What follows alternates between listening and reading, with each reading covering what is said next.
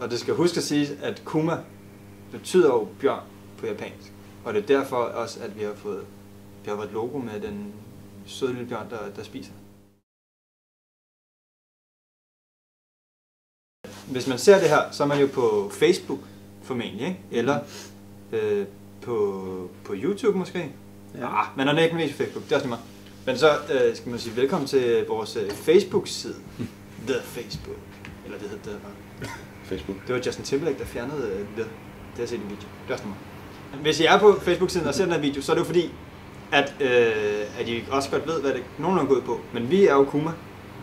Det er Emil, Katsu, og jeg hedder Mathias.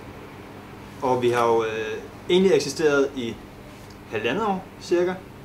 Så vi er lidt dødt det sidste halve års tid, men det er så lige meget. Det er andre årsager. Og så har vi haft en flydende udskiftning. Vi må også lige kommentere hurtigt. Som et solidt ungdomsfodboldhold, så vi har flydende udskiftning. Og så har vi fået Katsu med. Ja, også, ikke Hafu. I hvert fald. Ja. Også Hafu, ja. Hafu. Og der må vi sige, at vi jo er et japansk madkoncept. Vi laver japansk mad. Primært i hvert fald. Så kan det være, der er lidt danske råvarer og sådan noget, men japansk mad i hvert fald.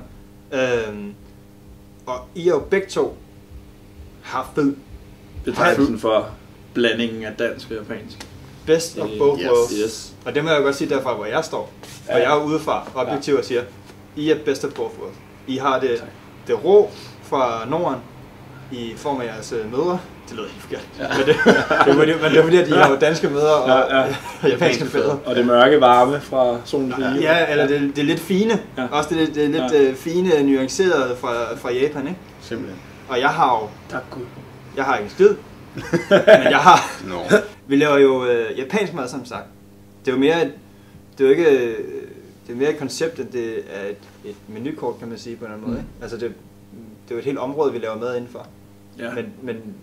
Men det, det varierer jo lidt fra alt fra hvad man kan spise i små boder i Japan, til også måske traditionelle retter, som de også spiser i Japan. Hverdagsmad, ikke? Det gængse japanske køkken, hvad sådan husmoren vil lave derhjemme til, når manden kommer hjem fra en lang dag på kontoret. Eller. Så det er alt fra retter fra gyoza, vores dumplings, til okonomiyaki, nudelretter. Yakitori-spyd er nok det, vi også kommer til at satse på meget her i 2017 også, som vi jo ved, at danskerne også har taget godt imod allerede. Altså, desserter vil vi gerne begynde at lave også, så nu har vi lige haft et rigtig godt møde med nogle kaffe brewers. Vi spænder rimelig vidt i sådan... Men samtidig også ret fokuseret måske. Altså, vi ved jo også godt, hvor vi vil hen. Det ved jeg.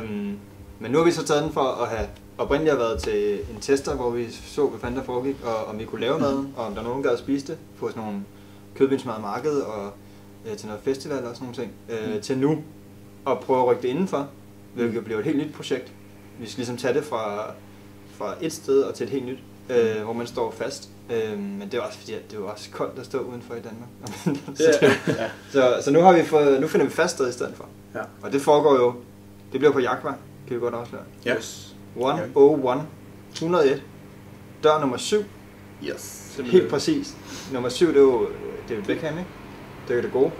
Det ved du mere om, Jakob. Ja, det er nok... det er Beckham. Rigtigt, ja. Så den er jo god. Ja. Altså, der har vi fået det gode nummer, kan man sige. Ja. Vi har jo en vlog. Video log. Bog, eller sådan YouTube-kanal. Ja. Det er jo i realiteten. Video-dagbog, kan man kalde det. Dagbog. Ja.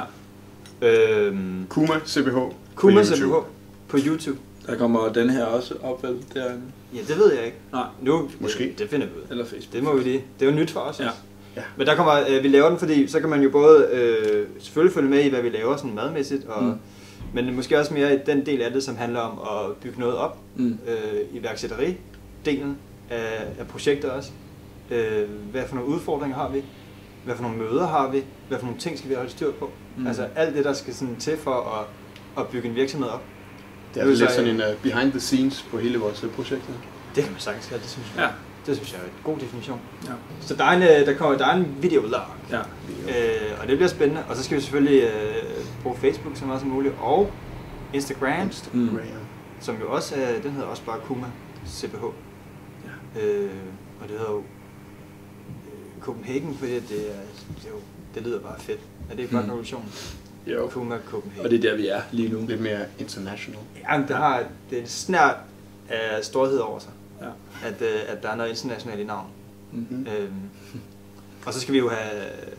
Så laver vi løbende videoer, og vi har en masse emner, vi skal jo vende. Så ja, vi skal jo vi giver lidt af os selv. Ja. Det er vi nødt til sådan lidt løbende. Ja. Men ja, det er vel det for nu.